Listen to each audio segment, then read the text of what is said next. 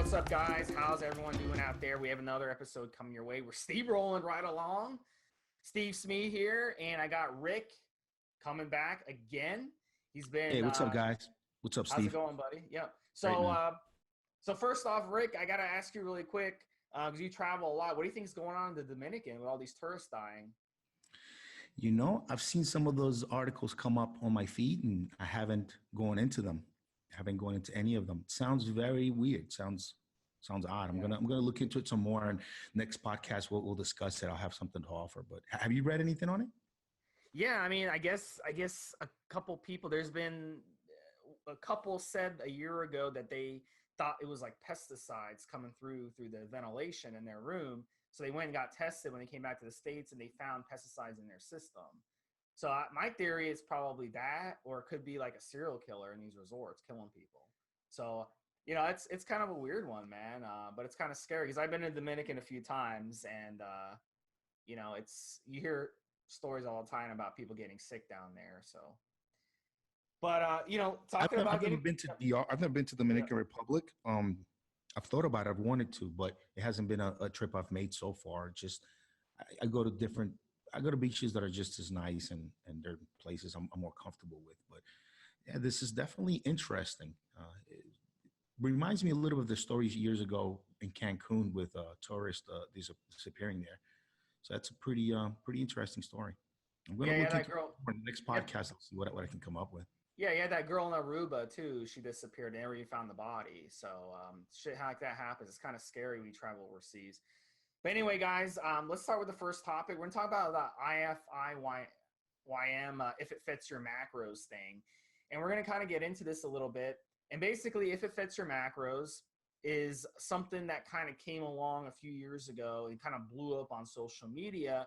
And it was the thing where you could just count how many calories you're getting in there, how many carbs, how much fats, all that stuff, protein. As long as you hit your numbers, you're going to grow muscle and you're going to lose fat. Because let's say you want to count your calories and say, I'm going to hit 3,000 calories for the day. So if I eat Chick-fil-A and McDonald's and Pepsi and all this crap and get 3,000 calories and I'll never get good macros that way. But I know I had a conversation with somebody about this a couple weeks ago. Yeah, it's a big meathead debate, guys. Some groups think that as long as it fits your macros. So if you're, whatever you're doing that day, 3,000 calories, if you're doing, 40%, 50% protein, whatever, carbohydrates, fats, that the sources don't matter. This is what some people think. The source of the calories of macros don't matter as long as they fit in with your plan. You're gonna grow. You're gonna look good. While there are other folks that feel as though the quality of the calories and where they come from matters just as much as getting the right ratios in. So it's a kind of a big debate out there, and Steve and I have opinions on it. So we're going to talk a little bit about it. I'm sure some of you guys out there have had these conversations with people at the gym and such, right? It was popularized by the whole Pop-Tart thing, like with a guy on social media talking about Pop-Tarts. Oh, I can eat Pop-Tarts and it's not going to affect, what I do and stuff. And this was kind of debated with, Dave Palumbo and some of these guys. Dave Palumbo came out strongly against it. You had other guys that were for it, then tried it and then changed their opinion. So I've never really agreed with it. I went and tried it for a period of time, and I found it to be very counterproductive. I found, because I started eating like donuts and a couple slices of pizza a day and having some soda and eating some foods I don't normally eat. I just felt like shit eating those foods, even though I was still getting the same amount of calories. And I noticed that I started gaining fat doing that versus eating the clean food. So, I completely reject the idea based on the fact that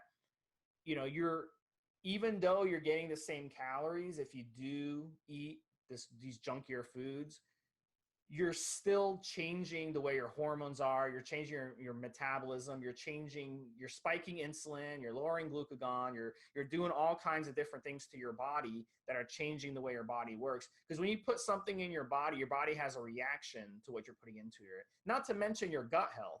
If you eat pizza, it's a dead food. It goes into your gut. It causes problems in your gut. It's not helping your gut. So over the long term, it's just not going to work. So I think the younger guys kind of get away with it and they assume that, hey, it's working for me. But over the long term, it just cannot work. What do you think, Rick? Yeah, look, genetics and age play a huge part. I remember, just as a wrestler in high school, um, some guys on the team just ate Chinese food and fried chicken and just things that didn't seem that healthy, and these kids look ripped. But genetics and age play a huge, huge role in how much stuff you can get away with as far as cheating on your diet and not eating right. When it comes to if it fits your macros and the idea that you could somehow fill your macros with McDonald's. Look, I just looked it up online. It's fatsecrets.com, I think is the website. It says that a McDonald's beef patty, it's more than half fat, according to this site. And I guess I'll look through some more, but it doesn't seem that even if you ate nothing but the beef patty and a McDonald's burger, that you'd have decent macros anyway. You need some of that good lean protein, and it's just the way it is.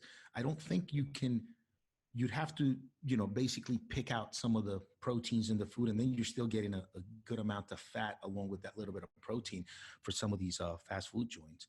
You're going to have a hard time meeting any kind of decent macros where you're doing at least 40% protein and eating clean, even going to any of these places. You also have to look at the fact that when you have some of the simpler carbs that are not still bonded to the fiber that they came with, those carbs will make you feel hungrier later. And then it becomes a whole situation where you're trying not to be hungry, because when you have some of these simpler sugar, when you have some of this food it's been had all fiber extracted out of it, it just makes you hungrier. It hits your system a lot faster when you eat it. It gives you a flood of insulin, and it's just no good for you. Look, I think you can even eat, in my opinion, if you eat clean, you can even eat over your requirements, and you won't get fat. You get leaner, but you won't have any fat issues if you have good, clean foods. Another thing to consider is that when you have a good lean piece of grass-fed beef versus a McDonald's patty, it's a good chance you're getting more nutrition in that good grass-fed beef than you will in that McDonald's patty, even if they're the same size of weight. So the quality of the foods does matter extremely. That doesn't mean that you can't have a little trash here and there to fill in your macros when you can. That's fine. But when you think about it, even if you have a decent diet, how many donuts can you really eat on a decent diet per day? One or two? Because it'll blow your carbohydrates right out of the water. So definitely the type of foods, whole foods, clean foods, if you can get grass-fed beef, cageless chicken, eggs, all that stuff. I'm all about that. I think the quality, the nutrition, and everything else that comes through with the foods is extremely important. So, a couple more points I want to make.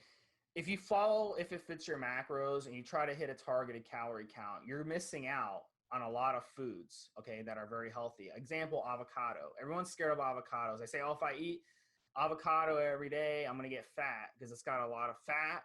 It's got a lot of calories, okay? That's just not true. Nobody gets fat off avocados, all right? Think about this stuff logically, guys. Another thing, raw nuts. Does anyone get fat off raw nuts? If you eat too many raw nuts, you might get a tummy ache. Nuts are kind of hard to digest, but no, you're not going to get fat off raw nuts. These are foods that, humans have been eating since the beginning of time. And human beings never got fat until the past 50 years, the obesity epidemic hit. And the reason we're getting fat is all the processed foods, all the sugars. The food companies want you to believe in if it fits your macros because they're able to sell packaged foods and sugary foods and low-fat foods and no-fat foods. They want you to eat dead foods because that's where they make their money off processed stuff. Another thing is if you're getting the same amount of calories every day, you're counting your calories with these stupid apps. This is the first thing I tell my clients when they come to me.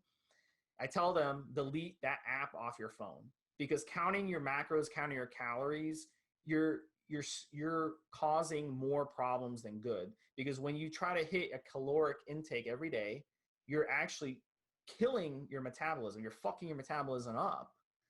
As human beings, every animal on earth, not just human beings, we cycle what we eat every day. We cycle our calories, we cycle our carbs, we cycle our fats up and down. Protein, same thing.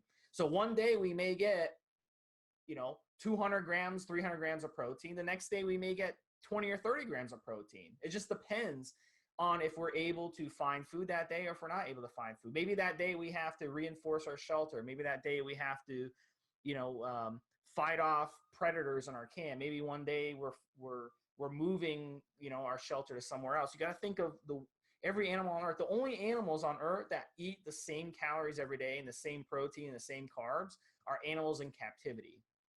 And we know that animals in captivity have major mental problems. So I'm not saying if you count your macros and stuff, you're going to end up with mental problems, but I think there may be a connection with that, because ever since this IIFYM type thing has come out, now every person has to be on different anxiety medications and stuff. So I wonder if there is a connection, but you've got to cycle your calories up and down, guys. You can't be like, I'm going to hit 3,000 calories a day. And if I'm at 2,000 calories and it's 8 o'clock at night, shit, I got to go and get 4 slices of pizza to get that other 1,000 calories.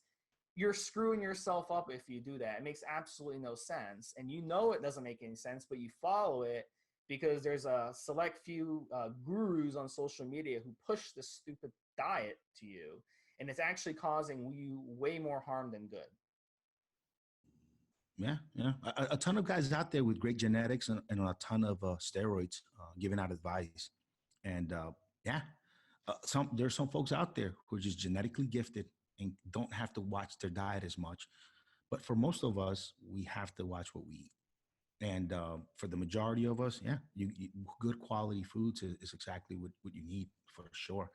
One thing that a lot of people bring up, when we talk about maybe fasting, when we talk about quality foods, they'll say, well, Mr. Olympia doesn't, or or professional bodybuilders don't. It's a different story when you're a professional bodybuilder, an elite athlete. You're probably on 3-4 IUs of GH a day minimum. You're on the sauce, you're on peptides and a bunch of other stuff. Not only that, usually a coach who helps you and is looking at you on a daily basis to see how and they'll tweak your diet based on looking at how your physique is coming along before the show. Those guys, they get to count their calories, weigh their food. They have to do all of that.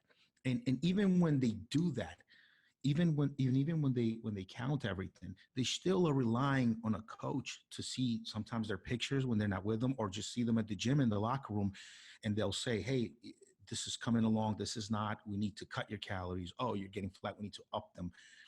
Have somebody who'll look at them and readjust the diet for them every so often. So you can't just compare yourself and think that because Mr. Olympia eats 6 meals a day and he's doing X, Y, and Z, that you can somehow do it. You're not in that situation. You don't have a dedicated coach that looks at your body, your cuts, your striations, and makes daily adjustments based on that, not only to your diet, but to your drug use.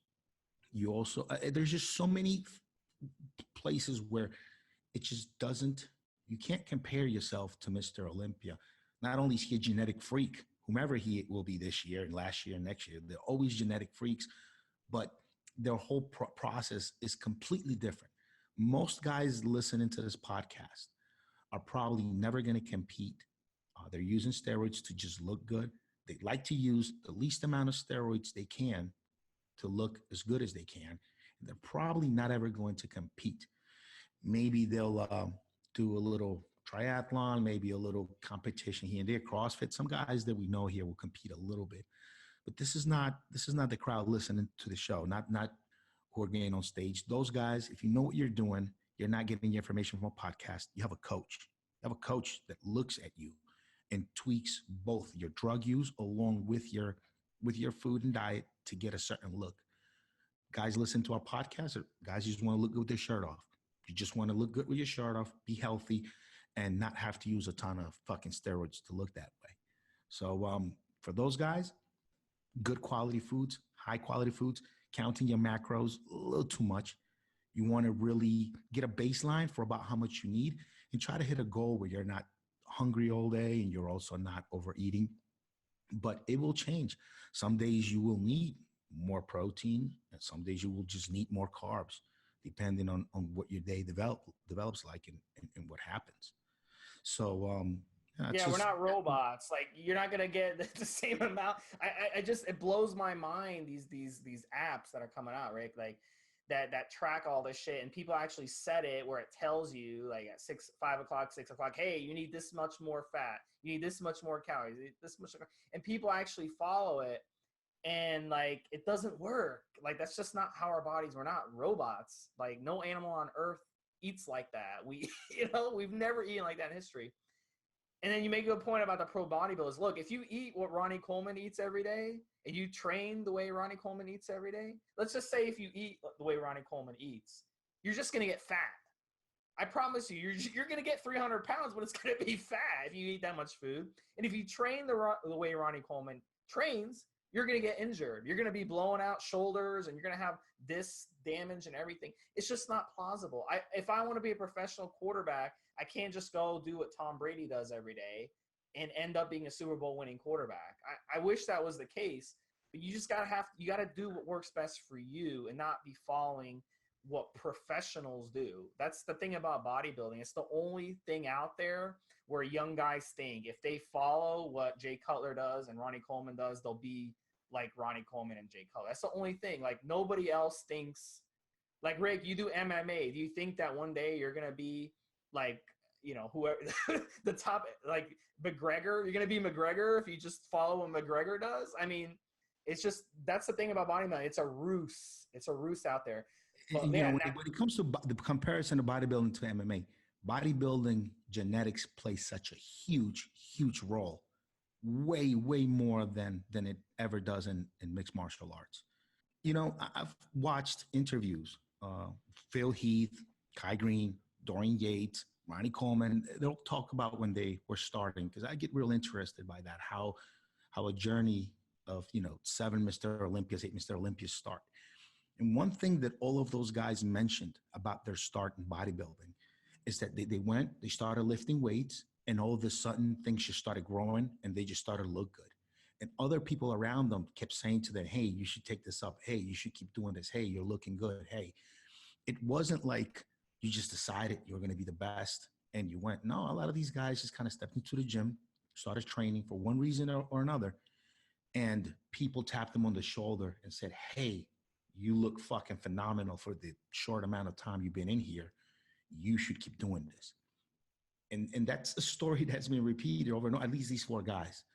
So when you talk about top level Mr. Olympia, genetics, number one, plays such a huge role in it that you can't really even compare yourself to some of these guys at that level. It's just impossible. At least MMA, at least you could maybe have the mindset and develop the skill somehow that one of these guys has.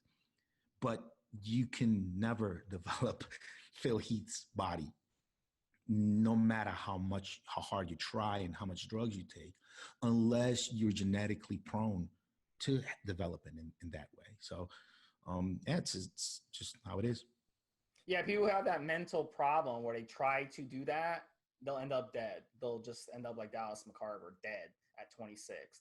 That's just the facts. So the next topic ties into the steroids.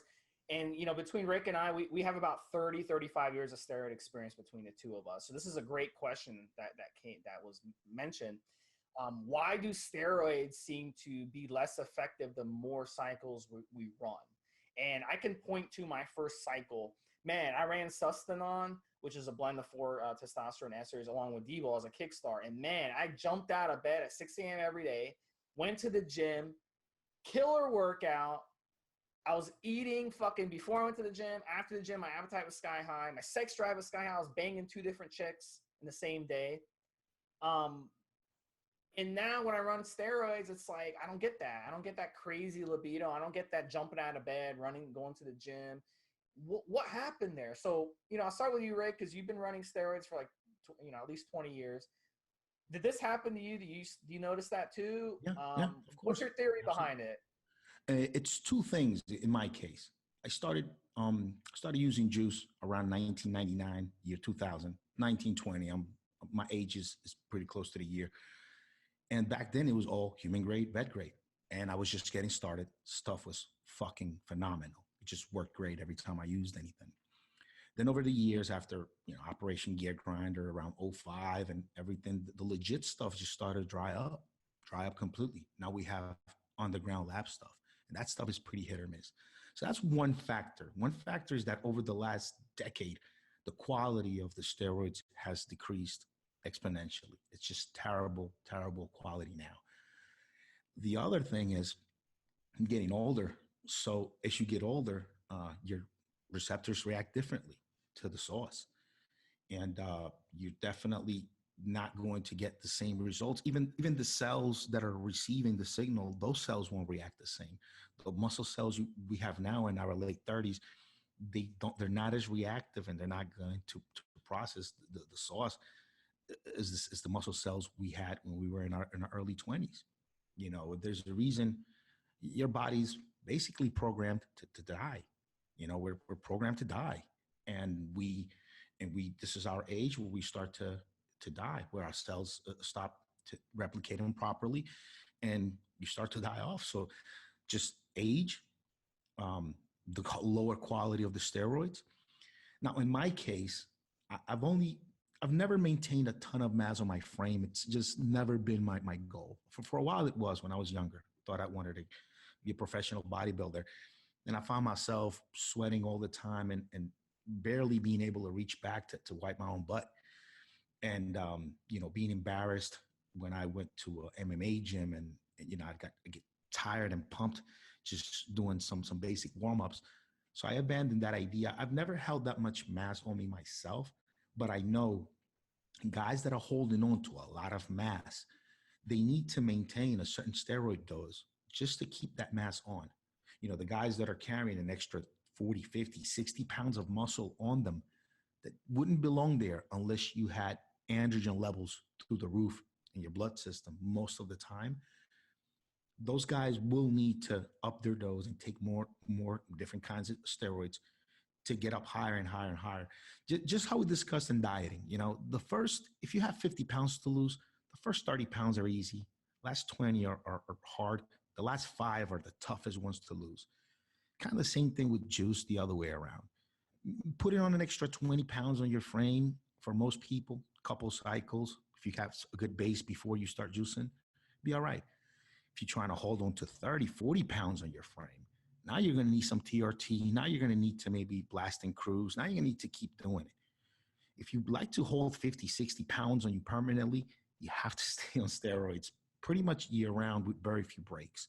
And if you go up from there, then now you need GH, you need more stuff. It's not a natural thing for your body to hold on to all of this mass. It doesn't want to. There's just been no evolutionary advantage to being muscular ever. So your body doesn't want to.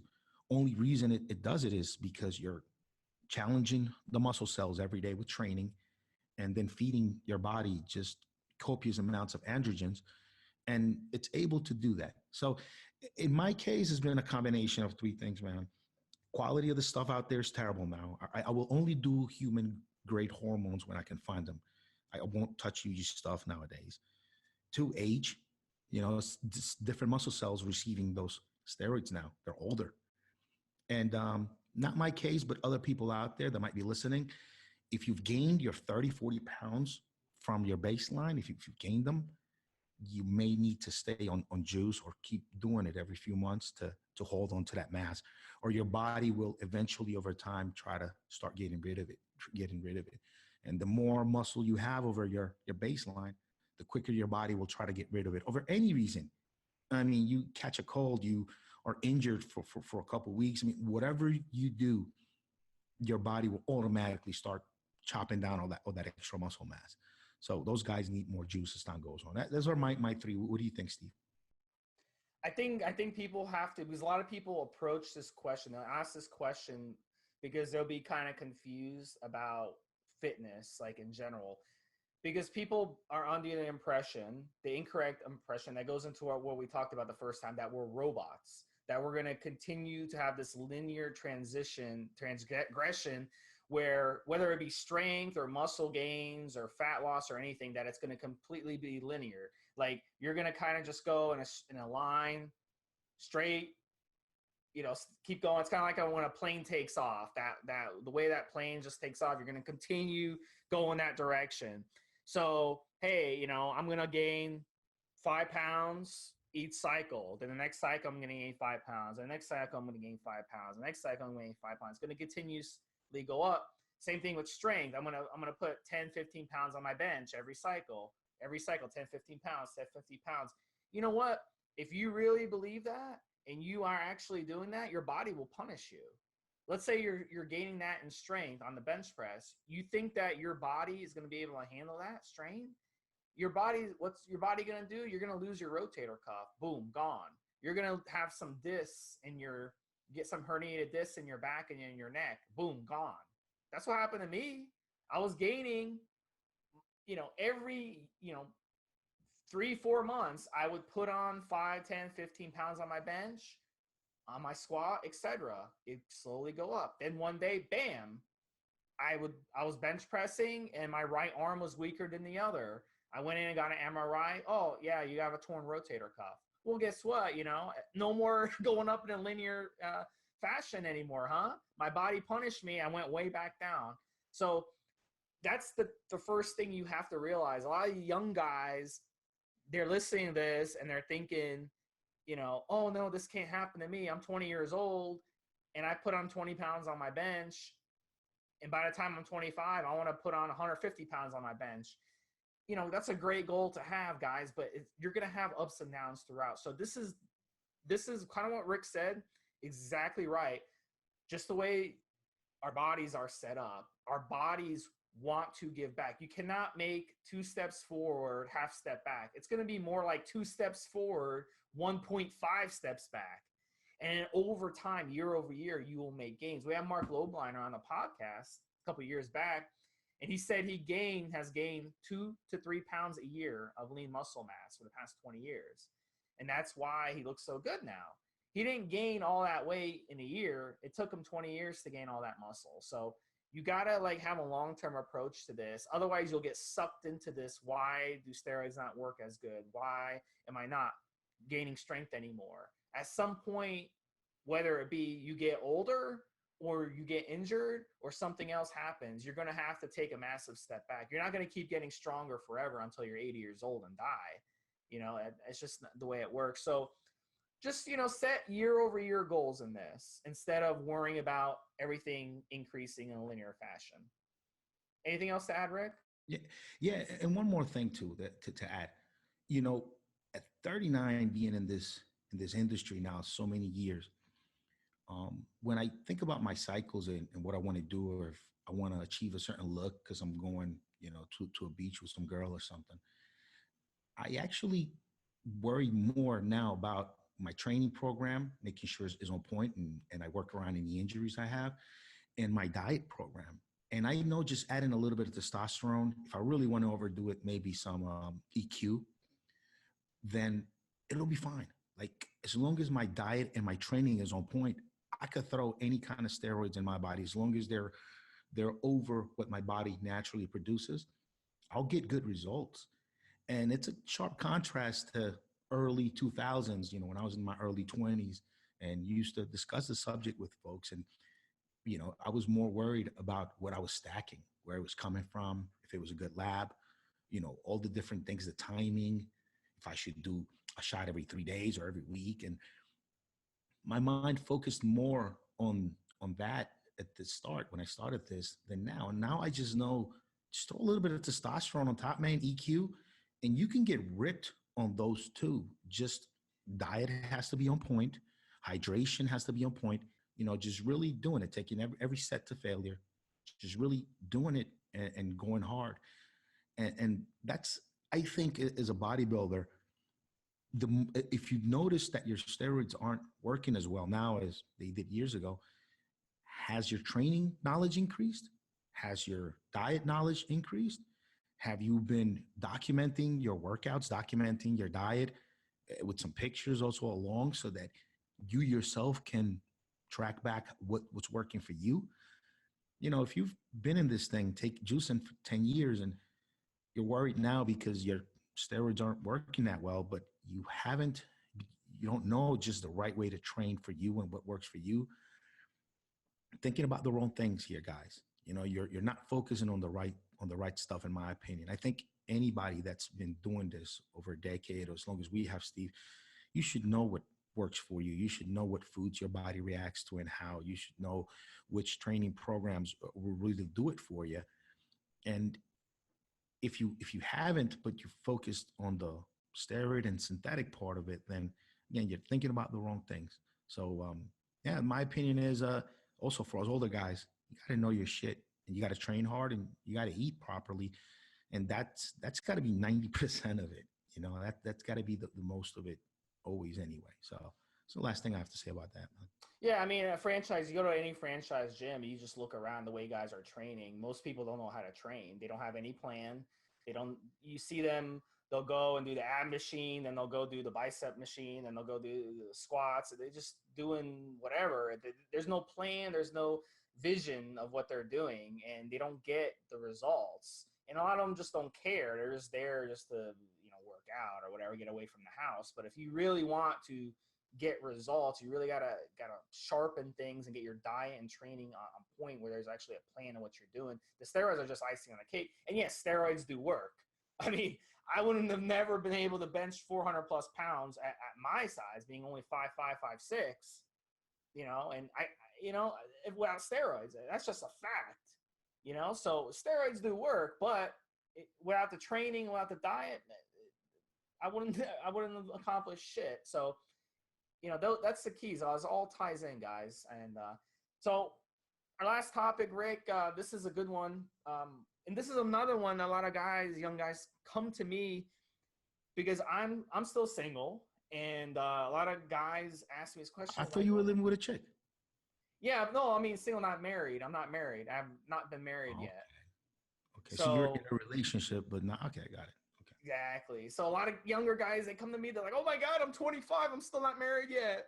I'm never going to find a girl. And I'm like, dude, I just had a guy, it was a friend. 25-year-olds still talk like that? Dude, I had a 24-year-old friend friend of the family come to me crying because his girlfriend just broke up with him. He's going off to do like a degree, and his girlfriend just broke up, and he came to me crying in a panic. Oh my God, my girlfriend broke up with me. I'm like, dude, you're going off to fucking college to get an advanced degree. You're worried about a fucking girl. You're going to meet tons of girls in college. So Rick, you've been through the ringer with women. What do you have to say about this? Because I laugh at this type of shit. Yeah. I think nowadays is probably the best time in human history to just wait and wait and wait until you're as old as you possibly can before you pick somebody to settle down with. And that's just my opinion from everything I've lived through, and everything I've seen. I'm from that. I'm lucky that I'm from that generation where I'm old enough to where we used to have just house phones, and you'd have to leave messages for people on a written note when they called. And now, obviously, we have smartphones. So I've seen it all. And nowadays, it's just a lot tougher for relationships to flourish properly. And values. Why is that? For a long time in human history, evolution, we got really into this marriage model and monogamy model. Now, apparently, from some stuff I've read up on it, this only happened when humans started, farming and started trying to inherit land and pass land down. When we were nomads, everybody used to kind of get freaky with everybody, and every kid was the kid of the group, and maybe a female and male might usually share a lot of time together, and they might be called a couple, but there wasn't this focus on monogamy, on just being with one person. And then once we started to settle farming and make empires, then we worried about leaving what we worked for behind for our DNA and only our DNA, our seed. But it's inside of humans already built in to not be so monogamous and be more polyamorous. It's kind of in our DNA already. It's also in our DNA to pair bond for life. You know, it's been the model in human history now for a couple thousand years, several thousand years. Well, not everywhere. You know, there are tribes that still don't believe in owning land, and they are nomadic, and they usually have polyamorous situations. So it's in the DNA already. And being in a culture now where people are more willing to do what's inside of their hearts and not what society tells them to do, you're going to find a lot more women who are willing to have more than one or two or three guys that they see, and you'd have men who are, you know, who are willing. And with social media, you have access to a lot more chicks who also like to spend time with more than one person. And so it's a tough time. I don't think the last couple of thousand years people were particularly all that happy being married, because what is it, more than half of the people usually get divorced, whatnot, something like that. But it's a model that can work for some people. It's a model that doesn't work for everybody. And nowadays, you know, it's in you. And I think part of women being more open and liberated and whatnot, they sometimes just choose to have sex with the guys they like and enjoy having sex with complete disregard for any kind of family stability and things like that. And it's more acceptable now. You know, it's more open.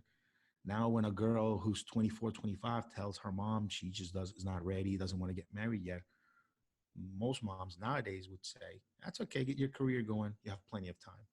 It's something that culture a while back, at 24, 25, most women had to already be married, you know, be ready to have a family. And I'm not being nostalgic here. I'm just pointing something out. I don't think any model was any better than any other, bro.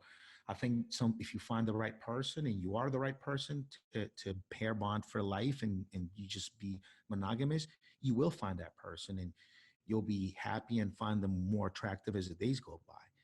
If you're just not that person to be only with one individual, and you do find somebody who just kind of get along with, there's a good chance that you're going to be unhappy, or you're going to stray, or you're going to live a very odd existence where you're really kind of wanting to have experiences with other people, but you're in this relationship now. So I think each person, you got to find yourself, know what you really want, and just be very courageous about it, and you know, go for it, no matter what anybody says, or how society feels about it. You know, just you have to know yourself, and sometimes it takes us a whole lifetime to get to know ourselves. So that's my opinion on that. So I mean, some quick stats in case you guys don't follow this stuff, but this is kind of fascinating. Birth rates in the United States dropped 2% year over year. That's the biggest drop in U.S. history. Our birth rates are the lowest they've been in over 30 years. I mean, this is considering, 32 years ago, we had a lot of like economic issues and stuff going on, and women, a lot of families were struggling and stuff. It was a bad economic time. And now it's a lot more better economic time. People have a lot more money at their disposal. We're seeing people in their 20s having sex way less than previous generations. Why that is a discussion for another topic, but that's kind of fascinating. Because they're probably not getting married as that much younger, bro. That's what I think. It just seems like they don't care about relationships, even not just marriage. They don't even want relationships. When you're married, a married guy will usually have, or should usually have, more sex than a single guy. And if you're living mostly life being single, pursuing finances, and which is what most people now, 20, 25, are worried about, paying back those damn student loans and all these things. You're not gonna have sex as much without a live-in partner. It's pretty common. Yeah. Another statistic, and Rick, you're gonna like this, is that for the first time, just a few years ago, for the first time in U.S. history, more adults did not have children than adults that did have children. It's always been a majority of adults. It is so damn expensive to have kids. College is outrageous. And I mean, it's so darn It's not expensive. affordable. Yeah. It's just not affordable. It's And the just not kid, affordable. the thing is too, throughout U.S. history, but in other countries, especially like in Asia and stuff, the kids grow up and take care of the parents. In the United States culture, the kids don't do shit for the parents. I mean, when you get older, the kid's gonna put you in the fucking nursing home. He's not gonna take care of you. Yeah. For the most part. If you For the look at most part. sitcoms like in Asia and South America and some of these places, grandma or grandpa is at home. You know, they're part of the sitcom. They're just sitting there being old. And you get something like The Simpsons. You know, grandpa's at the nursing home. So So what are you getting out of the kids in the United States? You just shelling out 300 grand the first 18 years. You're not getting back anything back. What are you getting? Enjoyment? What are you getting, Rick? Tell me. I know what you're saying. Well, I have wonderful kids. I love my kids, and I hope that we can remain best of friends for the rest of our lives. And in my case, I feel like I got a chance to be there for the birth and raising of my best friends. You know, because that's kind of the relationship I have with them, and that's what I hope for. But most people, most guys out there, men out there, women out there, having kids in, you know, in the first world and in the U.S. and some of our cultures here, you're not going to get that. Your kids are going to go away, and when you're too old and you need help, you'll just be in the way. Mom, dad, you're just going to be in the way. You're going to go Unless you got money. Unless you got money, they're waiting for you to croak so they can inherit it. well, if you have money, they're probably waiting until you forget where you were for a couple hours and end up maybe in your underwear at CVS or at the police station, and then you'll be found unfit. They'll take all your money. They'll stick you in a nursing home, probably one not as good as the one you could really afford, and they'll take all your money and be in charge of your funds from then on, because that happens quite a lot too. So it's tough, man. Yeah, it's crazy. It's the reason why I approach the raising of my kids as being just being their friend, and not try to be a young guy, but be the older friend with my kids. And hopefully, you know, when I'm old and I can't take care of myself, they'll remember that friendship and want to look out for me. Just friendship based alone, you know, and it's tough. It's not easy, and it took me a while to kind of figure out how to do that, how to be able to discipline my children and be their friend at the same time, and just the whole thing. It just took a long time to get it. And now that it's kind of working for me, I'm hoping I can keep it up. But yeah, the expectations on how and what your kids will do for you when you get older, they're gonna diminish, and over time you're just not gonna get them to you're not gonna get them to be the same kids from, you know, a couple yeah, generations. I just want to be clear, guys. I love animals. I love kids. Like, but the thing is with me, I love them so much that I don't want to be up at 11 o'clock at night waiting for my daughter to come home from her date, because she had a 11 o'clock curfew and it's now 11:01. And I'm sitting here with my blood pressure up waiting here for her to come home. It's the responsibility that scares the shit out of me. It's the call from the police saying, "Oh, your daughter's been in an accident." That's what freaks me out about having kids, and that's the fear of it, of having that responsibility. But you know, that's the thing with me. You know, I think about those things obviously, but I don't worry about it. It never kept me from you know, it was never an issue, the safety stuff. Matter of fact, I kind of wanted to have more kids, but just when I realized that giving them a good life is just extremely expensive. And, you know, if you have more and more, you just get older and older before you're done paying for them. So I can't just on a financial level. And I have three boys. So I got my kids out of the way already. And, you know, they're 5, 7, and 16, their ages. And so, yeah, it's something we should we should have like a relationship section or something. Well, any of you guys listening to this, definitely hit me up on the forum, Steve Smi, and say, "Hey, I want to come on the podcast," and we'll definitely help you guys out, and we'll kind of shoot the shit like we're doing now and talk about this stuff. Because what podcast does, you know what I'm saying? You know what, guys? We don't make it easy. We're not sitting here giving out an email address every time on the podcast. You already get the podcast for free. You can download it, listen to it online, whatever. If you want to contact Steve, if you want to send the question, and if you want to be on the radio show, basically get a personalized consultation from both of us. You gotta sign on to the forums. You gotta send Steve a private message and tell him you want to be on.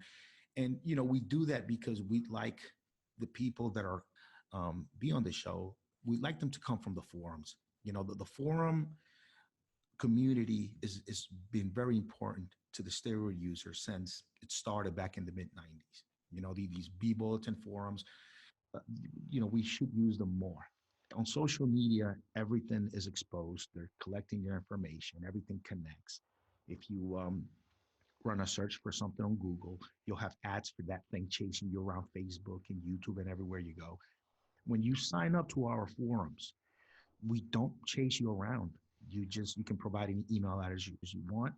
And whatever you talk about and discuss on the forum stays there. It never tracks back to your real name. You can use a pseudonym. I mean, you don't need to worry about anything. And we need to use the forums a lot more. So if you want to get in contact with us, you want to be on the show, you want to ask a question, hit Steve on the forums. It's, we put that little hurl there for you because we like you guys to go use them. And once you use the forums for just a couple of days, you become a convert. You want to be on there a lot. It's just a platform where you can go talk about steroids, talk about anything you want, and it doesn't tie back to your real name. Grandma will never know, wife will never know if you don't want her to. It's a good place. And also there's a private message system there so that if you want to talk about steroids with somebody like Steve, myself, any of the guys on there, everything stays on the platform and you're not sending an email that goes across several servers to get to his location. It's right there. So it's a good way to communicate with like-minded individuals, people that take steroids just like you and, believe in this lifestyle just like you. So, sign up to the forums. It's evolutionary.org/forums, right? Yep, Find that's it it. right there. Just go to evolutionary.org and you'll find it there, man. That's all you need to do. Steve Smi, it's always on there. And it's the way to get in context, the way to get on the show. We really want to have this show for the guys on the forums. That's what we would like to do. Absolutely, guys. Look, we appreciate you guys listening again. Definitely let me know if you want to come on. Keep in touch. We'll have another show next week for you guys. For Steve Smi and Rick, appreciate you guys listening. Talk to you guys next week. Thanks for listening.